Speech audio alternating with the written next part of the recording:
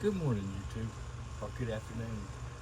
Today, I'm going to put a headlight in a Honda Odyssey. It's a H11 headlight.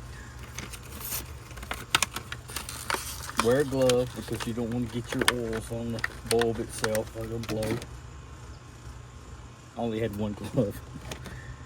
All right, so we reach in here and take the pigtail off. You know, you can't see it, but there's a little lever you squeeze in on and pull down. And then grab a hold of the bulb. You want to twist. And you're going to twist. You're going to twist clockwise. I'm sorry, counterclockwise. And that is it. That's the blown bulb. We'll get the new one. We're going to put it in the hole. Put it where it goes. And then twist it back clockwise. Lock it into place. And then put the pigtail back in.